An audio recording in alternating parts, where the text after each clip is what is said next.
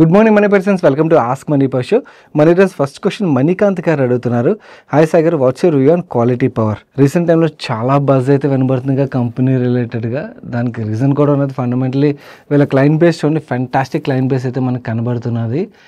వీళ్ళు ఏంటంటే మనకి పవర్ ట్రాన్స్మిషన్ లోని వీళ్ళు వేరియస్ ప్రొడక్ట్స్ అయితే సప్లై చేస్తారు. అండ్ వాళ్ళు వీళ్ళు సప్లై చేసే ప్రొడక్ట్స్ కూడా చాలా నీష్ ప్రొడక్ట్స్. వీళ్ళు 2 కేటగిరీస్లో వీళ్ళు ప్రొడక్ట్స్ అయితే సప్లై చేస్తారు. మీకు ఓవరాల్గా వీళ్ళు మ్యానుఫ్యాక్చర్ సప్లై చేసే ప్రొడక్ట్స్ని ఇక్కడ స్క్రీన్ మీద చూపిస్తున్నాను చూడండి. మీకు ట్రాన్స్ఫార్మర్స్ అని కనబడినా కూడా ఇవి రెగ్యులర్ ట్రాన్స్ఫార్మర్స్ కాదు, చాలా నీష్ ట్రాన్స్ఫార్మర్స్ అన్నమాట.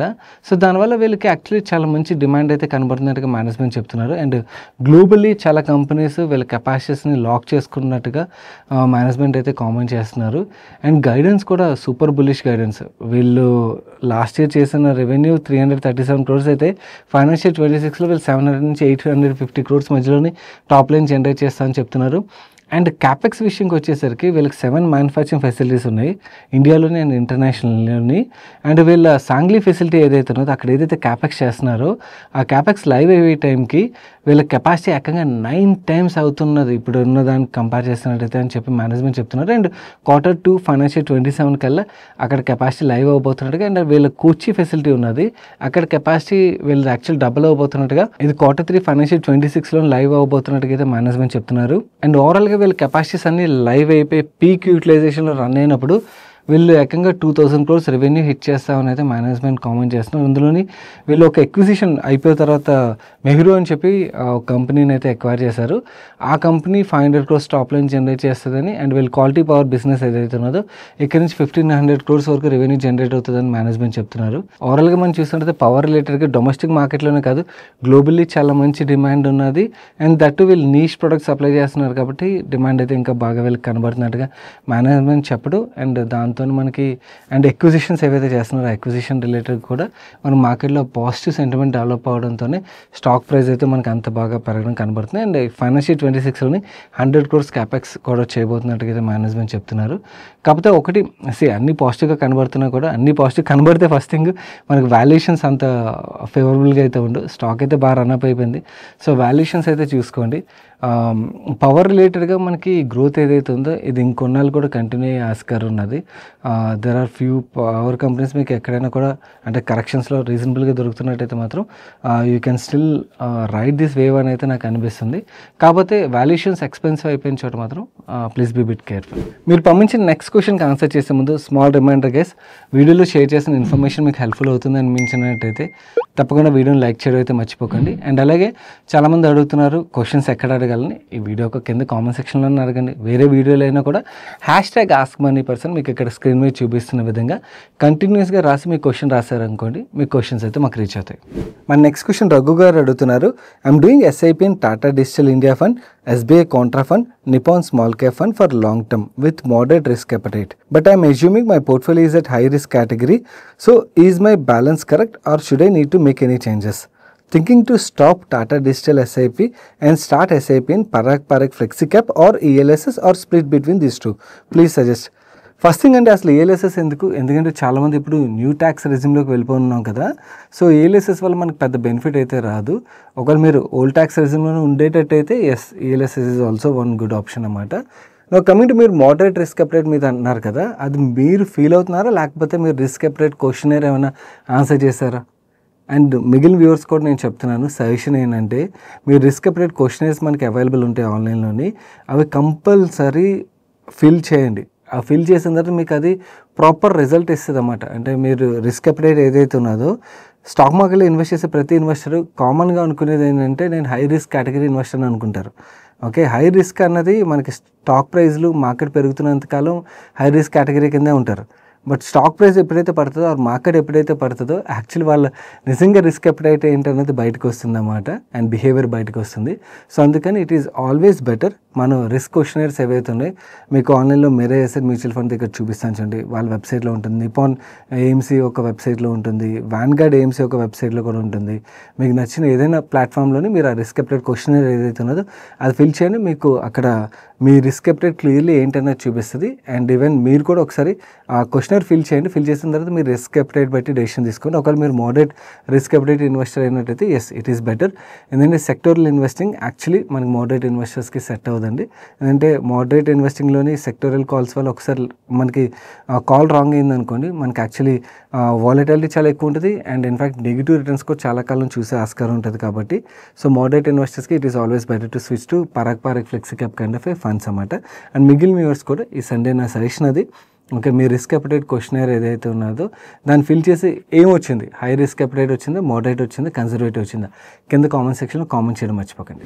మన నెక్స్ట్ క్వశ్చన్ వ్యూవర్ తన పేరు మెన్షన్ చేయలేదు, ఇన్ఫాక్ట్ కపుల్ ఆఫ్ వ్యూవర్స్ కూడా అడుగుతున్నారు. క్వశ్చన్ విషయంకి వచ్చేసరికి I been following you since corona period and have gain lot of financial awareness and knowledge thanks to Money Purse channel videos. Truly grateful for the consistent value you share. I want to ask you regarding Sadhana Nitrochem. The stock has been falling continuously over the last 6 months. I am curious if there is any hidden news or internal development that we might not aware of.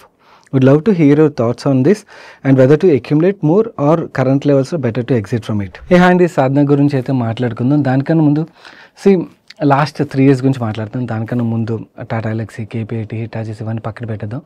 ఈ stock idea ఏదైతే వచ్చిందో నాకు అప్పటి నుంచి మాట్లాడుకున్నట్టయితే defence cycle అవ్వచ్చు, Axiscades almost 300 to 400% పెరిగింది. Then asset management, wealth management companies అవ్వచ్చు, లైక్ మనకి నిపాన్ ఆల్మోస్ట్ 400%, నోమా ఆల్మోస్ట్ 200%, ఆర్ వబాగ్ వాటర్ థీమ్లో అవ్వచ్చు, ఆర్ టెక్స్టైల్లో మనకి గోకల్దాస్ అవ్వచ్చు, ఆర్ రీసెంట్గా మనకి private banks, health care, diagnostics last 1 yearలో ఐడియాస్ అవ్వచ్చు. ఆల్మోస్ట్ ఈ సైకిల్స్ అన్నీ we could able to pick up at a right time and luckily cycles కూడా play and it benefited lot of people. But ఈ సైకిల్ ఏదైతే ఉన్నదో this has gone wrong. Company ఎప్పుడైతే exchange filing release చేసిందో వీళ్ళు nitrobenzene రూట్లోని PAP ప్రాసెస్ని find out చేసాం అండ్ వరల్డ్లోనే సెకండ్ కంపెనీ అన్నారు. ఐ రియలీ ఫెల్ట్ ఇంట్రెస్టింగ్, ఎందుకంటే ఇన్నోవేటివ్ కంపెనీస్ నాకు నచ్చుతాయి.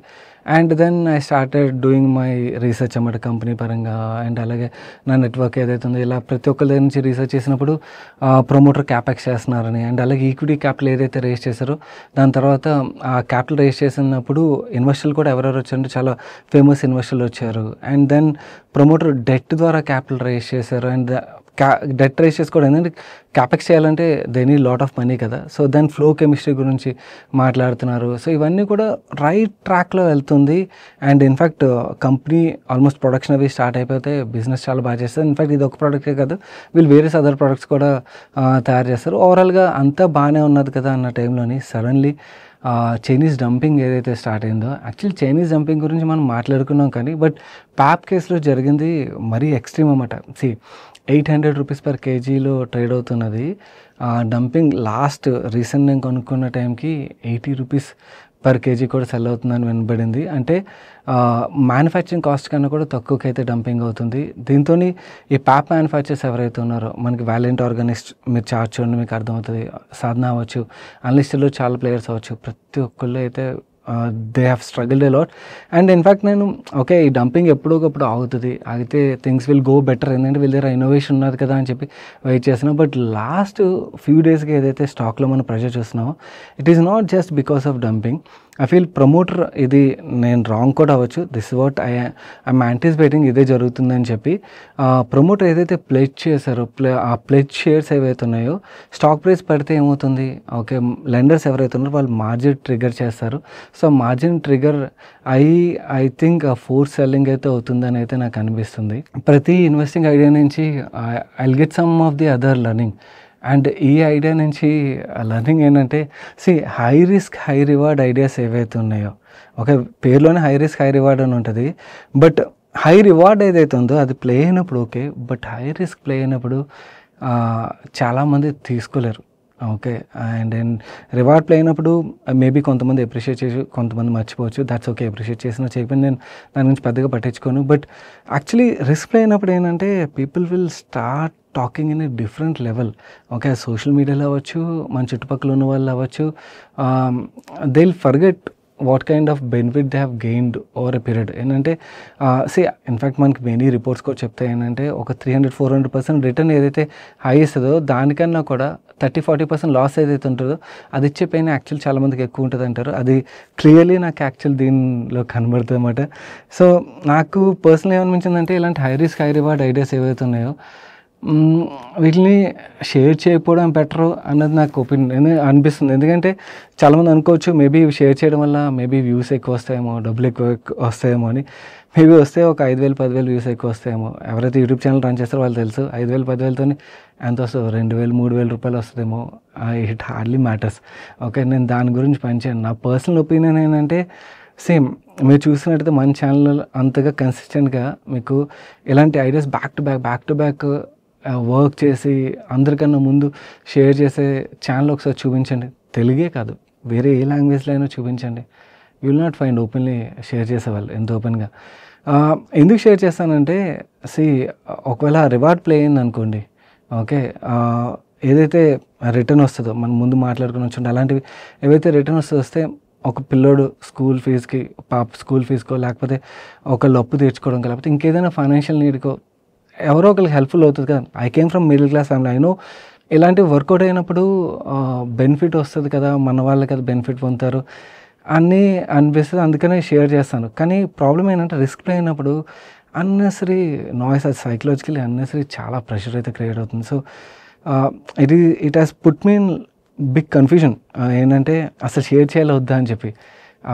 Even I want to ask you guys, ఒక దీని గురించి మాట్లాడేటప్పుడు అది కూడా అడుగుదామని. ఇలాంటి high risk high reward ideas ఏవైతున్నాయి వీటిని మాట్లాడాలా వద్దా?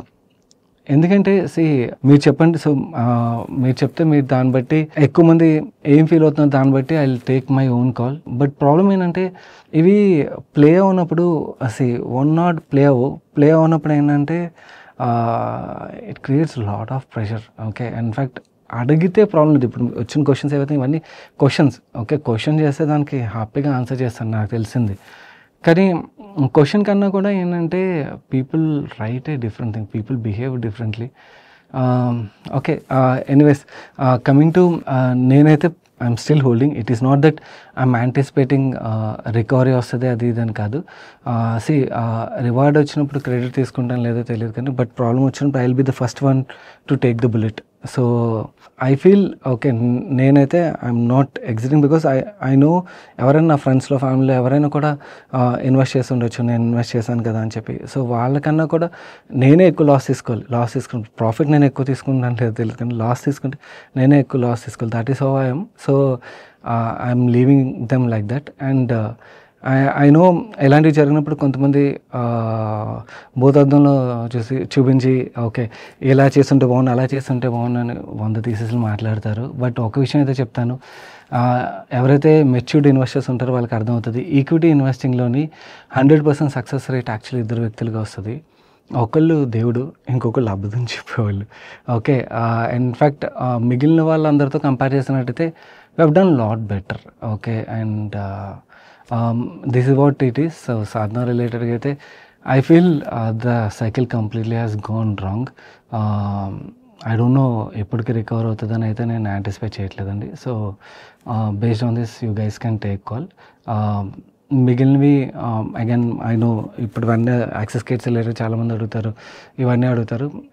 There is lot of positive things are happening. So నేనైతే ఐఎమ్ హోల్డింగ్ దమ్. ఎగ్జిట్ అయితే I will talk even exit రిలేటెడ్గా కూడా. మీకు డ్రీమ్ ఫోక్స్ రిలేటెడ్ గుర్తున్నట్టయితే ఆల్మోస్ట్ 2 years బ్యాక్ ఎప్పుడైతే రిస్క్ ప్లే అవ్వడం స్టార్ట్ అయిందో I have openly shared. Okay, నేనైతే ఎగ్జిట్ అయిపోయానని చెప్పి ఇలా నేనైతే ఓపెన్గా షేర్ చేస్తుంటాను. బట్ ఇప్పటి నుంచి పర్సనల్ ఇన్వెస్ట్మెంట్స్ గురించి ఓపెన్ షేర్ చేయాలా వద్దా అన్నది మీరు షేర్ చేయండి. మీరు షేర్ చేసే ఒపీనియన్ బట్టి I will take my call. నేను ఈ షూట్ చేసిన తర్వాత ఇన్ఫోమెరిక్స్ రేటింగ్స్ అనే రేటింగ్ ఏజెన్సీ క్రెడిట్ రేటింగ్ రిపోర్ట్ని అయితే రిలీజ్ చేశారు. ఇందులోని యాక్చువల్లీ బిజినెస్ పరంగా ప్రజెంట్ ఉన్న ఛాలెంజెస్ పరంగా అండ్ లిక్విడిటీ పొజిషన్ పరంగా ప్రతిదీ డీటెయిల్గా అయితే వీళ్ళు కవర్ చేశారు. ఒకసారి ఈ రిపోర్ట్ని కూడా చదవడానికి అయితే ప్రయత్నించండి. మన నెక్స్ట్ క్వశ్చన్ శేఖర్ కమ్ముల గారు అడుగుతున్నారు. Thanks for sharing this information on new tax limits. I'm a IT professional in highest tax bracket. Post-COVID, my in-laws are staying with us. Every month, my father-in-law sends a fixed amount via Google Pay with remarks labeled as miscellaneous for the month అని చెప్పి month పేరు రాస్తారు. Even when I say there is no need of it, should I have to pay tax on these amounts too? లేదండి, అవసరం లేదు. Parents దగ్గర నుంచి in-laws దగ్గర నుంచి వచ్చే అమౌంట్స్ మీద మీరు ట్యాక్స్ పే చేయాల్సిన అవసరం లేదు. అండ్ ఇన్ఫ్యాక్ట్ యాక్చువల్లీ ఆయన పే చేసేటప్పుడు అలా రాసే బదులు నార్మల్ క్యాజువల్ గిఫ్ట్ అని కానీ ఏదైనా కూడా ఆర్ మిస్లేనియస్ ఫ్యామిలీలో ఎక్స్పెన్స్లు ఏవైతే ఉంటాయో ఆ ఎక్స్పెన్సివ్ రిలేటెడ్గా వస్తున్న చిన్న అమౌంట్స్ కదా, సో దాని రిలేటెడ్గా వరి అవ్వాల్సిన పని లేదు. మనకి ఏమైనా థర్డ్ పార్టీస్ నుంచి వస్తున్నాయి అనుకోండి, కన్సిస్టెంట్గా రెగ్యులర్గా వస్తున్నట్టయితే మాత్రం దాని రిలేటెడ్గా మనం ఇన్కమ్ ట్యాక్స్ రిలేటెడ్గా మనం చూపించాల్సి ఉంటుంది తప్పించి పేరెంట్స్ నుంచి ఇన్లాస్ దగ్గర నుంచి వచ్చే చిన్న చిన్న అమౌంట్స్కి వరి అవ్వాల్సిన అవసరం లేదు. మన నెక్స్ట్ క్వశ్చన్ చేతన్ రెడ్డి గారు అడుగుతున్నారు, and I'm looking for sectors which we should focus for next 10 to 15 years. అంత లాంగ్ టర్మ్ అంటే normally any sector is cyclical నేచర్తోనే ఉంటుందండి. 10-15 years కన్సిస్టెంట్గా మనం పెద్దగా వర్రీ అవ్వకుండా ఇన్వెస్ట్ చేయగలిగి సెక్టర్స్ గురించి మనం మాట్లాడుకుంటే, ఒకటి కన్జంప్షన్. ద రీజన్ కన్జంప్షన్ ఒకటి ఏంటంటే ట్యాక్స్ కట్స్ ఏవైతే బెనిఫిట్ రాబోతుందో మన చేతుల్లోకి, దానివల్ల స్పెండింగ్ అన్నది బాగా కల్చర్ ఇంప్రూవ్ అవుతుంది. అండ్ అలాగే అది మాత్రమే కాకుండా ఇన్కమ్ లెవెల్స్ పెరుగుతున్నాయి కదా, అర్బనైజేషన్తో కూడా మనకి consumption sector is the biggest beneficiary అన్నమాట. So that is one sector we can look for 10-15 years.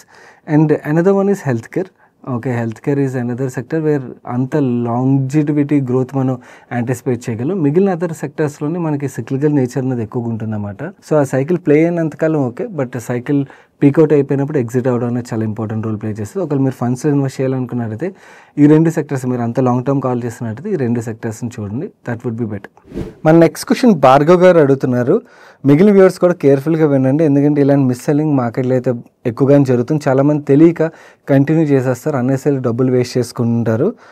And question first చదువుతాను. Hello sir, last year my wife took max life insurance policy with limited pay. At that time she was pregnant. But the agent rushed things and didn't include this in the form. We didn't notice it until now.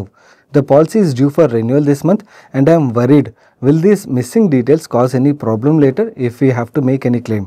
Should I inform insurance company now or leave it as it is? Please guide me on what to do next. And good that you have notice no. Actually free look పీరియడ్లో notice చేసినట్టయితే మీ premium వెనక్కి వచ్చేది. But okay fine, at least first year అయిపోయిన తర్వాతైనా మీరు notice చేయగలిగారు. చాలామందికి ఇది కూడా నోటీస్ చేయరు, ఎందుకంటే పాలసీ డాక్యుమెంట్ రాగానే అదే సీల్ కవర్లోనే బీరోలు పెట్టేస్తారన్నమాట మొత్తం చదవకుండా. So I appreciate you for that. And మిగిలిన వ్యూవర్స్ కూడా మీ పాలసీ డాక్యుమెంట్ అందుకనే చదవండి. ఇలాంటివి చాలా మిస్ సెల్లింగ్లే మార్కెట్లో జరుగుతాయి అన్నమాట. సో దానివల్ల రేపు క్లెయిమ్ వచ్చినప్పుడు మనం కట్టిన ప్రీమియమ్స్ అన్నీ కూడా అండ్ పర్పస్ మొత్తం కూడా వేస్ట్ అయిపోతుంది కదా. నా కమింగ్ టు భార్గవ్ గారు, మీకు సొల్యూషన్ విషయంకి వచ్చేసరికి ఫస్ట్ ఇన్సూరెన్స్ కంపెనీ ఏదైతే ఉన్నదో మీ దగ్గరలో బ్రాంచ్ ఉంటుందో ఒకసారి చూడండి. బ్రాంచ్కి వెళ్ళి అఫీషియల్లీ రిటర్న్ లెటర్ అయితే ఇవ్వండి వాళ్ళకి ఇలా జరిగింది అని చెప్పి. అండ్ మీరు ఈ పాలసీని కంటిన్యూ చేయమంటారు లేదా అని వాళ్ళ నుంచి అఫీషియల్లీ కమ్యూనికేషన్ తీసుకోండి. ఒకవేళ వాళ్ళు అఫీషియల్ కంటిన్యూ చేయండి, ప్రాబ్లం లేదని ఇచ్చారనుకోండి, దెన్ ప్రీమియం కట్టి కంటిన్యూ చేయడం బెటర్. బట్ ఇన్సూరెన్స్ పాలసీ అనేది కాంట్రాక్ట్ కాబట్టి ఇలాంటి అమెండ్మెంట్స్ అయితే జరగవు, ఎందుకంటే ఇది మనం ఫ్యాక్ట్ని హైడ్ చేసిన దాని కింద వస్తుంది కాబట్టి రేపు ఉదయం క్లెయిమ్ వచ్చింది అనుకోండి అన్ఫార్చునేట్లీ, ఆ టైంలోని వాళ్ళకి అది అడ్వాంటేజ్ అయితే అవుతుంది ఇన్సూరెన్స్ కంపెనీకి క్లెయిమ్ రిజెక్ట్ చేయడానికి. బట్ స్టిల్ వాళ్ళ దగ్గరికి వెళ్ళి మీరు ఇది అఫీషియల్లీ రాసి ఇవ్వండి. వాళ్ళు ఓకే అంటే అఫీషియల్లీ దెన్ పాలసీని కంటిన్యూ చేయండి. లేదంటే మాత్రం I know it's a loss and that మీరు లిమిటెడ్ పేలో అంటే ఎక్కువగానే ప్రీమియం కట్టారు, కాకపోతే పాలసీని కంటిన్యూ చేసి మిగిలిన ప్రీమియమ్స్ కూడా కట్టిన తర్వాత మనం ప్రాబ్లమ్ని ఫేస్ చేసేదానికన్నా కూడా ఇప్పుడే ఆపేసుకోవడం బెటర్ కదా. సో వాళ్ళ నుంచి మీకు అఫీషియల్ లెటర్ రాకపోతే మాత్రం పాలసీని ఆపేసి take a fresh new term insurance policy. And that limited pay అయితే అసలు తీసుకోవద్దు. చాలామంది లిమిటెడ్ పే వల్ల నేను ప్రీమియమ్స్ అల్లి త్వరగా కంప్లీట్ చేసుకుంటాను కదా అనుకుంటారు, అండ్ ప్రీమియం కట్టేది కూడా తక్కువ అనుకుంటారు. నా యాక్చువల్ లిమిటెడ్ పే కన్నా కూడా మనకి రెగ్యులర్ పే కాస్ట్ తక్కువ పడుతుందన్నమాట. మనం ఇంట్రెస్ట్ కాస్ట్ ఇవన్నిటిని కూడా కన్సిడర్ చేస్తున్నట్టయితే మిగిలిన వ్యూవర్స్ కూడా మీరు ఒకసారి మీ పాలసీ డాక్యుమెంట్స్ని అయితే చదవండి. మీకు ఎక్కడైనా కూడా ఫ్యాక్ట్ మిస్ అయింది అనిపించినట్టయితే వెంటనే దాని రిలేటెడ్ కరెక్టివ్ స్టెప్స్ అయితే తీసుకోండి. అండ్ భార్గవ్ గారు, this is the solution for you.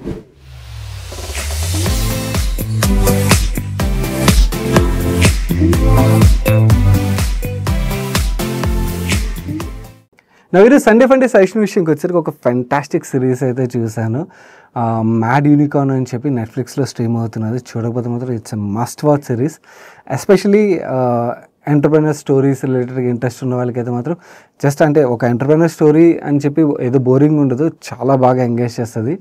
కాకపోతే ఒకవేళ కిడ్స్ చూస్తున్నట్టయితే మాత్రం ఫస్ట్ ఎపిసోడ్లోని ఒక చైనీస్ పర్సన్కి టూర్ గైడ్ కింద హీరో వర్క్ చేస్తుంటాడు. ఆ టైంలో కొంచెం పార్ట్ని స్కిప్ చేయాల్సి ఉంటుంది. అది తప్పిస్తే మిగిలిన సిరీస్ మాత్రం చాలా క్లీన్గా ఉంటుంది అండ్ బాగుంటుంది. రియలీ చాలా మంచి సిరీస్ చూసాను అనిపించింది చాలా రోజుల తర్వాత. Check it out. మన నెక్స్ట్ క్వశ్చన్ గుప్తా గారు అడుగుతున్నారు. Hi bro, thanks a lot for the knowledge sharing. I'm following Zydus Wellness stock, interested in this business. I want to add it to my portfolio. Can I know, is it a good decision? My second question is, while following this stock, I found one more stock, Bajaj Consumer. The stock corrected well and valuations are also good.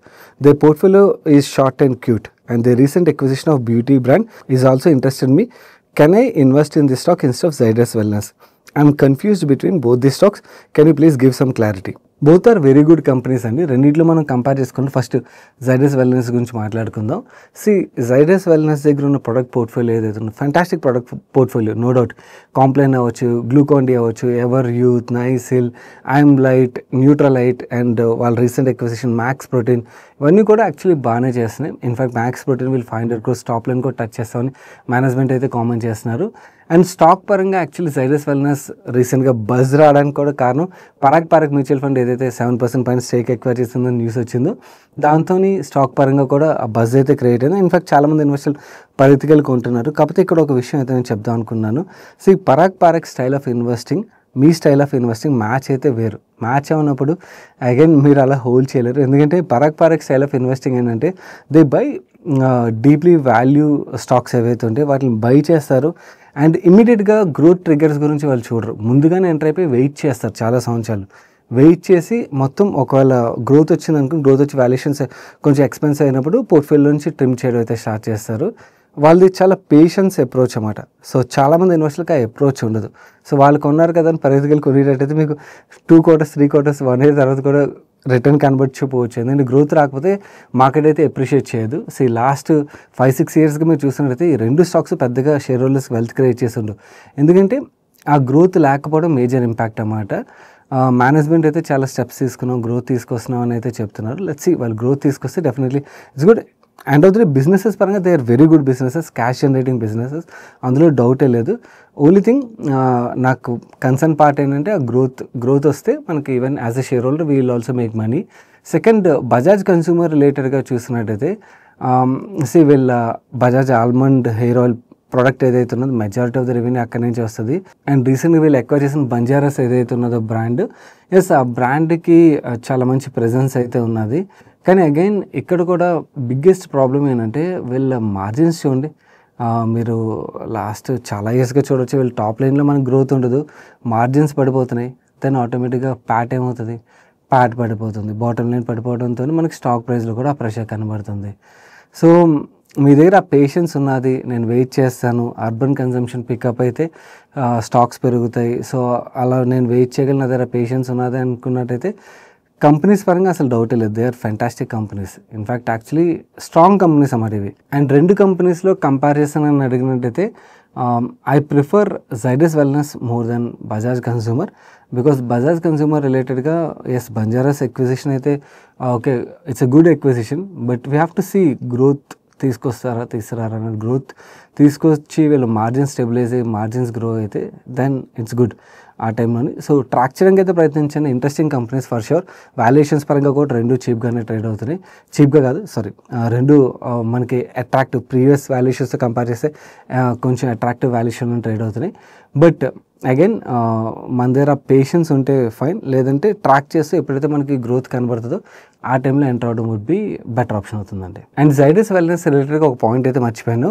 వీళ్ళు majority of the portfolio మనకి summer టైంలో sales అనేవి బాగా కనబడతాయి కదా. So ఈసారి summer actually మనకి short summer కదా, వర్షాలు త్వరగా పడిపోయాయి కదా. సో ఈ సమ్మర్ రిలేటెడ్ పోర్ట్ఫోలియో మీద అయితే ఇంపాక్ట్ పడే ఆస్కారం అయితే క్లియర్లీ ఉన్నది. సో Q1 నెంబర్స్ చూసిన తర్వాత డెసిషన్ తీసుకోవడం వుడ్ బి బెటర్ అండి. మన నెక్స్ట్ క్వశ్చన్ వ్యూవర్ తన పేరు మెన్షన్ చేయలేదు, తను సాయి సిల్క్స్ కళామందిర్ ఉన్నది, దాని గురించి అయితే మాట్లాడమని అడుగుతున్నారు. రీసెంట్ Q1 బిజినెస్ అప్డేట్ ఏదైతే వీళ్ళు రిలీజ్ చేశారో దాంతో స్టాక్లో అయితే బజ్ కనబడుతుందండి. ఎందుకంటే మనందరూ తెలుసు ఫెస్టివల్ సీజన్ ఎప్పుడు వస్తుంది, అక్టోబర్, నవంబర్, డిసెంబర్, అండ్ మనకి సంక్రాంతి ఇవన్నీ Jan, Feb, March ఈ పీరియడ్లోనే ఉంటాయి కదా. మెజారిటీ ఆఫ్ ద ఫెస్టివల్స్ ఆ టైంలో ఉంటాయి కాబట్టి ఆ క్వార్టర్స్ యాక్చువల్లీ మనకి వీళ్ళ బిజినెస్లో చాలా మంచి నెంబర్స్ అయితే మనం చూస్తాం. Q1, Q2లోనే అంత పెద్ద గ్రోత్ అయితే మనం చూడడం. వెరస్ రీసెంట్గా వీళ్ళు బిజినెస్ అప్డేట్లోని Q1లోనే వీళ్ళు 42% గ్రోత్ డెలివర్ చేసినట్టుగా బిజినెస్లోని వీళ్ళైతే ఎక్స్చేంజ్ ఫైలింగ్ రిలీజ్ చేశారు. దాంతో ఒక్కసారి స్టాక్లో మనకు బస్ కనబడింది. దానికి తోడు యాక్చువల్ దీనికన్నా ముందు చూసినట్టయితే ప్రమోటర్ షేర్ హోల్డింగ్ ప్యాటర్న్ చూస్తే ప్రమోటర్స్ బై చేసినట్టుగా కూడా మనకు కనబడుతుంది అన్నమాట. Promoter and promoter families.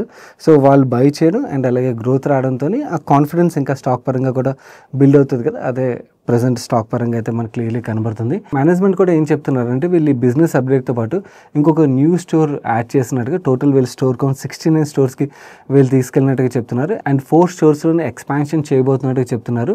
And ఈ FY26లోని అడిషనల్గా 65,000 నుంచి 68,000 వరకు ఎస్ఎఫ్టీ స్టోర్స్ ఒక ఎస్ఎఫ్టీని యాడ్ చేయబోతున్నట్టు చెప్తున్నారు. ప్రజెంట్ వీళ్ళు 7,16,000 ఎస్ఎఫ్టీలో అయితే వీళ్ళు స్టోర్స్ని రన్ చేస్తున్నారు. అండ్ వీళ్ళు న్యూ ఎడిషన్ ఏదైతే చేస్తున్నారో majority of the new edition మొత్తం వరమహాలక్ష్మి సిల్క్స్ ఉన్నది కదా, ఆ స్టోర్ ఎడిషన్స్ చేయబోతున్నట్టుగా చెప్తున్నారు. That is their high margin business. వీళ్ళ KLM స్టోర్స్ ఏవైతే ఉన్నాయో that is the డ్రాగర్.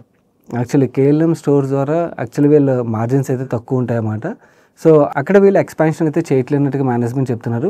That's really good decision management side నుంచి అయితే. ఎందుకంటే ఎక్కడైతే dragger part of the portfolio ఉంటుందో అక్కడ క్యాపెక్స్ కూడా చేసుకుంటూ వెళ్తున్నారు అనుకోండి, that's not a good sign కదా. సో వీళ్ళు హై మార్జిన్ వచ్చే బిజినెస్ ఏదైతే ఉన్నదో అక్కడ వీళ్ళు కెపాసిటీ స్టోర్ కౌంట్ ఎడిషన్ ఇవన్నీ కూడా చేసుకుంటూ అయితే వెళ్తున్నారు. That's really good. అండ్ ఈ కొత్త స్టోర్ ఎడిషన్స్ ఏదైతే వీళ్ళు చేశారో దానివల్ల వీళ్ళు 15 to 20% గ్రోత్ చూస్తామని అయితే మేనేజ్మెంట్ గైడెన్స్ ఇస్తున్నారు.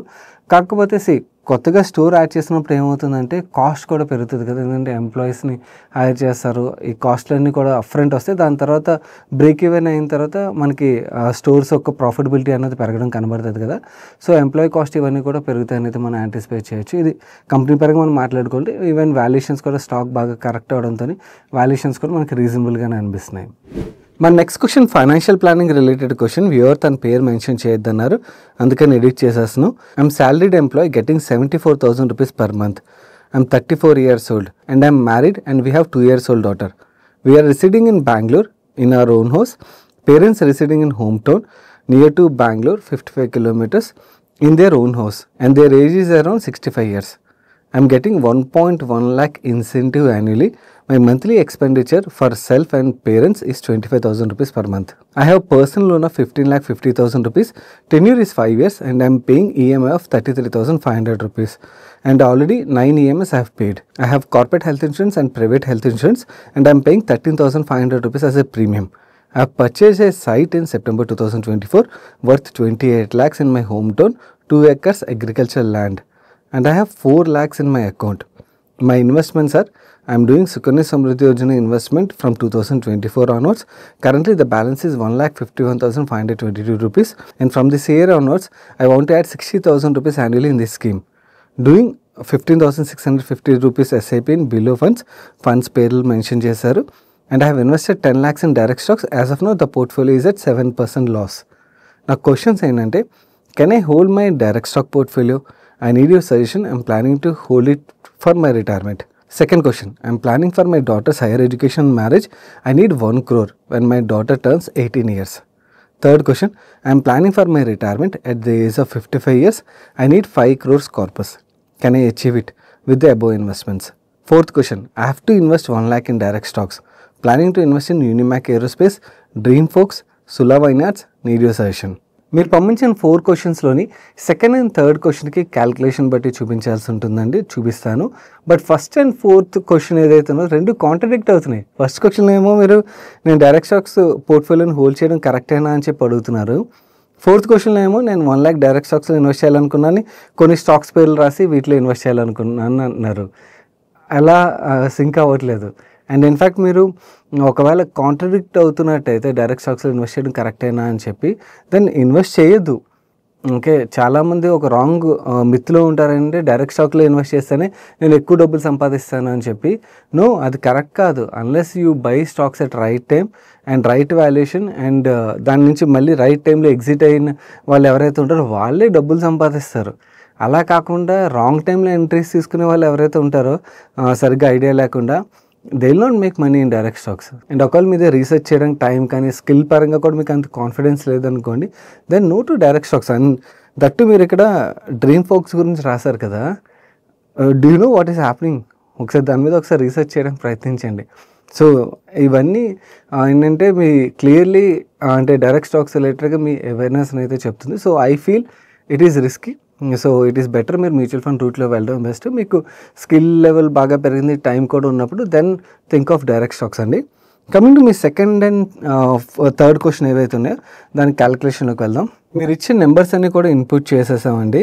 మీరు ఇప్పుడు సుకన్య సమృద్ధి యోజనలో ఏదైతే ఇన్వెస్ట్ చేస్తున్నారో అండ్ అలాగే ఇక్కడ నుంచి 60,000 ఇన్వెస్ట్ చేయాలనుకున్నారు కదా, అది మీ పాపకి 18 years వచ్చేసరికి 23,57,000 కార్పస్ క్రియేట్ చేయొచ్చండి. 7.5% నేను యావరేజ్ ఇంట్రెస్ట్ రేట్ వర్కౌట్ అవుతుంది అనుకున్నట్టయితే. So you will be deficit of 76 lakhs.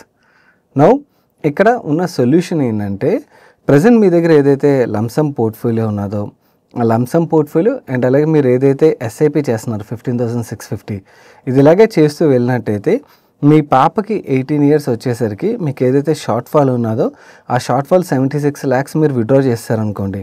Okay, మీకు అప్పటికి రిమైనింగ్ కార్పస్ 2 crore 1 lakh వరకు ఉంటుంది. అండ్ అలాగే మీ ఈఎంఐ ఏదైతే ఉన్నదో యాక్చువల్లీ మీరు ఇక్కడ చూసినట్టయితే మీ ఎస్ఐపి అమౌంట్ ఒక్కసారి చాలా పెరిగిపోయింది. దానికి రీజన్ ఏంటంటే మీకు ఇప్పుడు పర్సనల్ లోన్ ఉన్నది కదా, ఆ పర్సనల్ లోన్ ఈఎంఐ పే చేస్తున్నారు కదా. ఫస్ట్ ఇనిషియల్లీ 15,000తోనే స్టార్ట్ చేశారు. బట్ మీ ఈఎంఐ ఎప్పుడైతే ఆగిపోద్దో అప్పుడు మీరు దాన్ని ఇన్వెస్ట్మెంట్ కన్వర్ట్ చేయగలిగినట్టయితే మీ రిటైర్మెంట్ గోల్ ఏదైతే ఉన్నదో 5 crores కార్పస్ క్రియేట్ చేయాలనుకున్నారో అప్రాక్సిమేట్లీ 4 crore 57 lakhs అయితే జనరేట్ అవుతుంది. మనం 12% రిటర్న్ తీసుకున్నట్టయితే చూపిస్తుందండి. యాక్చువల్లీ కొన్నిసార్లు మనకి ఎంతకన్నా కూడా ఎక్కువ రిటర్న్ వర్కౌట్ అయ్యే ఆస్కారం ఉంటుంది. సో మోస్ట్లీ అచీవ్ చేసేస్తారని అనిపిస్తుంది. ఇన్ఫ్యాక్ట్ యాక్చువల్లీ మీ ఎర్నింగ్స్ కూడా పెరుగుతాయి కదా, పెరిగినప్పుడు మీరు ఒకవేళ మీ ఇన్వెస్ట్మెంట్ కూడా పెంచుకుంటూ వెళ్ళారనుకోండి then yes you will achieve your both the goals comfortably. దీంతో ప్రాబ్లం లేదు. బట్ మీ డైరెక్ట్ స్టాక్ ఇన్వెస్టింగ్ ఏదైతే ఉన్నదో దాని రిలేటెడ్గా రీథింక్ చేయడానికి ప్రయత్నించండి. మన నెక్స్ట్ క్వశ్చన్ మనీవీ క్యాష్ అన్న హ్యాండిల్ నుంచి వచ్చింది. Thanks for the valuable information that you are providing. I'm interested in investing in insurance sector. Insurance is still seems to be underpenetrated in India. When I was checking for options, I came across the name General Insurance Corporation of India. I did not find any red flags, but still do not understand why this is so undervalued compared to its peers. Am I missing anything here? Please educate us regarding this. And దీనికి answer చాలా simple. Market appreciates growth. ఏ company అయినా కూడా growth deliver చేస్తే మనకు stock ప్రైస్లో కూడా growth ఉంటుంది. గ్రోత్ డెలివర్ చేయకపోతే మీకు వాల్యుయేషన్స్ పరంగా చీప్గా కనబడతాయి, కానీ అవి వాల్యూ ట్రాప్స్ అవుతాయి అన్నమాట.